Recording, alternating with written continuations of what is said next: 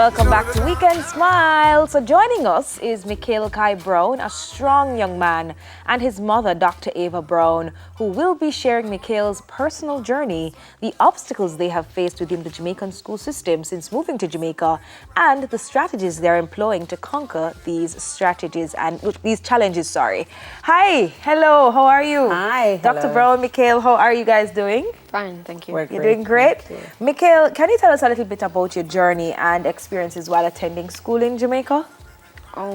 They were fun, actually. Yeah? There were some challenges like spelling and pronunciations of certain words. Okay. Patois, basically. Why was that?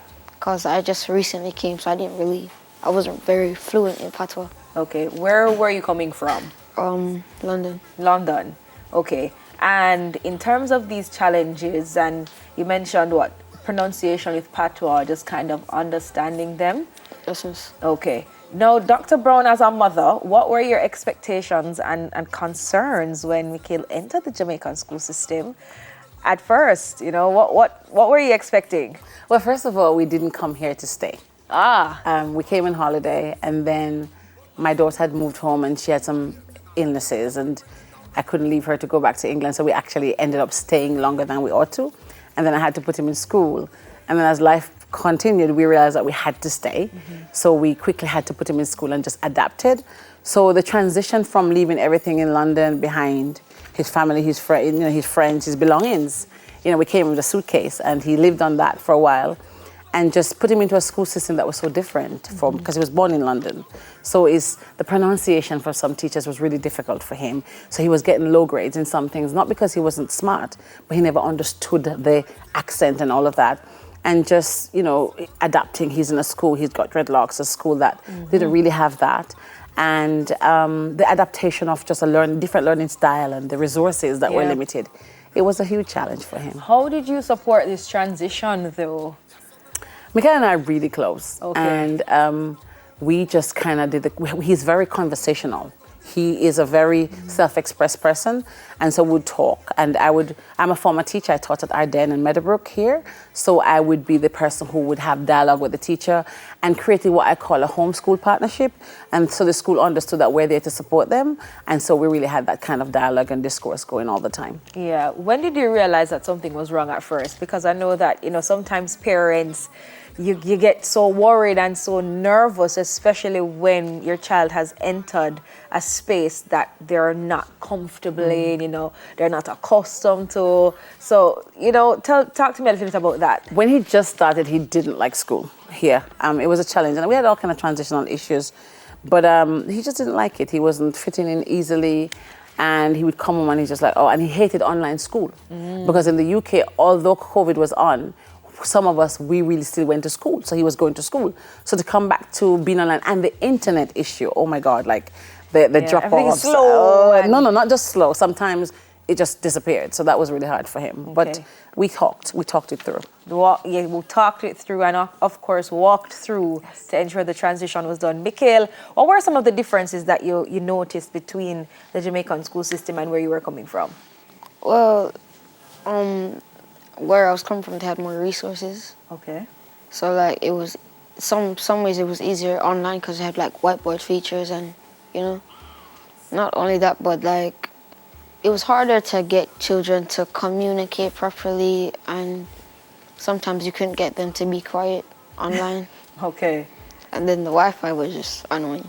Yeah, not working out at all. Were there any subjects in particular that you found challenging in the Jamaican curriculum versus, in the UK? Or in the first term, social studies. Social studies. And general knowledge. Social studies, general knowledge. Spelling as well. Never did that before? No, never did social studies. That was a new subject for him. So it was crazy when he got the top prize for heritage. It was really crazy. Okay. But it was a new subject. So he had a few new subjects for him. And the number of subjects was crazy. In the UK, what's the amount looking like versus Jamaica at his age? In primary school, he'd have done math, science, English, language arts. What else? English, language arts, same thing. Yeah, what else? Math, science, English, language, art, that's Music. 4. Music. Music, about 5. Meanwhile, in Jamaica, Like 9, 8. you had like 9, 8, sometimes probably even 10 if you count in physical education as well. It was a lot. His Okay. bag was like going to the market. It was a lot. Okay. It's a lot. How did you manage to just maintain a positive outlook on everything, Mikhel? I'm honestly not sure. Sorry? I'm honestly not sure. You're not sure. Did mommy help you with that? Yeah? Yeah. Mommy, how did you help him with that? Tell me a little bit though about that. When I was back in Europe, I spoke all over the world. So Mikhel was always on stage.